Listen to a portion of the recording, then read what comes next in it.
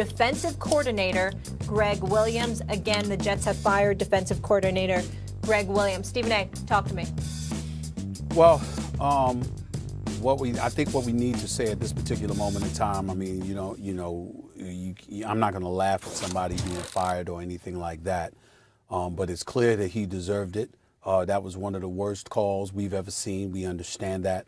But when you hear the things that have been said about him and you consider his resume, I sincerely hope that, he has a nice pension plan and whatever, because I think this is his last job in the National Football League.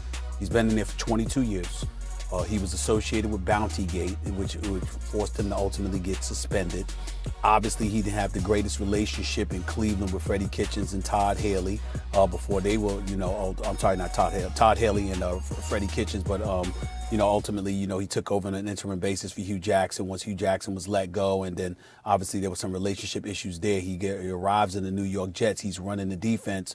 And you got players, numerous players, that were clearly frustrated, including specifically Marcus May out of Florida, 4 years in the National Football League, literally goes into the post-game conference and say, we have to execute, but you got to help us. You got to put us in the right position and calling a cover zero blitz and giving no help on the outside to Lamar Jackson when he's covering Henry Ruggs, and you get no safety help over the top whatsoever. It's just so flagrantly bad, so unnecessary, so inept. That to get fired in the immediate aftermath of that, being 62 years of age, being in the league for 22 years, I think this is probably his last job in the NFL, certainly as a coordinator, because I think it's the combination of the chances he takes, how it's not even questions about his intellect, it's his ego that gets in the way, which gives the impression that he's difficult to deal with. I think all of those things being taken into consideration, I'd be hard-pressed to imagine that somebody else is going to hire him as their defensive coordinator when you've got the second worst defense in the National Football League right now, and you just been fired with 4 games left in the season, because this is the lasting memory, the indelible mark that you've punctuated your career with. I don't see him getting another job after this. First, I need to say about Gregg Williams, because Bountygate's always the first thing people talk about. I always thought that was nonsense. If you play a full contact sport, and Stephen A., you follow the fight game, part of the strategy is break them down in the body, through attrition, and then you go upstairs. I mean, like in football, as long as you're not being told to do anything illegal, if you're like, hey, I'll give you a little bonus, like a fun thing you do with a team or a motivational thing.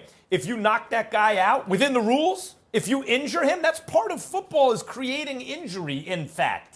That can be part of your strategy when you wear another team down, a bruising running back, a defense, whatever it is. So I always thought the NFL, that's really, which way is the wind blowing? Let's protect our bottom line and show we mean business with this guy, when he didn't actually, as far as I could tell, break the rules. Nevertheless, that's what happened. So I'm going to put Bountygate aside. I thought he did a good job with the Cleveland Browns as an interim coach. So did you. In fact, Stephen A., if I'm not mistaken, you suggested maybe they should hire Gregg Williams. I know, maybe I did. I mean, people were buzzing about it. I did say that, yes. I did. This is what I'll say. If you make a play call and afterwards defenders on your own team are calling you out, your head coach is not backing you up when you're basically you're in charge of the defense. You have autonomy.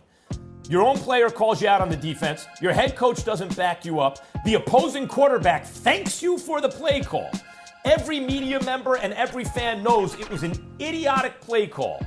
That's bad enough. What's worse is when you talk about ego, Stephen A., it was as though he was saying, this is the way I do things, come hell or high water. And when the Jets, a winless team, and they're going to pick first regardless, right? A winless team have played hard and they're in a position to win. And you put your own, well, this is the way I do things, ahead of putting them in the best position to win. That's the straw that breaks the camel's back. Stephen A., when you think about play calls, it's funny. We argued earlier in the show, what was the dumbest play of the year? You argued Falcons. I argued Gregg Williams. But what was the upshot in both cases? Dan Quinn essentially was fired. Maybe not exactly directly as a result of that, but maybe. And now Gregg Williams is fired. This was so bad, you have to get rid of the guy. Hey, listen, like I said, I don't ignore Bountygate because even though we could absolve the players, you know, the bottom line is the NFL rather found him guilty. They weren't trying to pay players for performance. They were trying to pay players to actually injure other players, you know, getting carted off the field and things of that nature. But again, I'm not going to revisit that. That's just the NFL's position. We understand that. But in the end, 22 years in the NFL, and this is how it ends. I'm hard pressed to see him getting another job at least as a coordinator. I'm hard pressed for that. Yeah. We'll leave it on the note. We'll have much more with this. Ryan Clark is going to join us. We'll certainly get his reaction to this news as well. And a few other things I want to get into here, guys. The G-men are streaking and taking control of the NFC East, but should they be worried about getting caught by their division rivals? And someone in the Mayfield family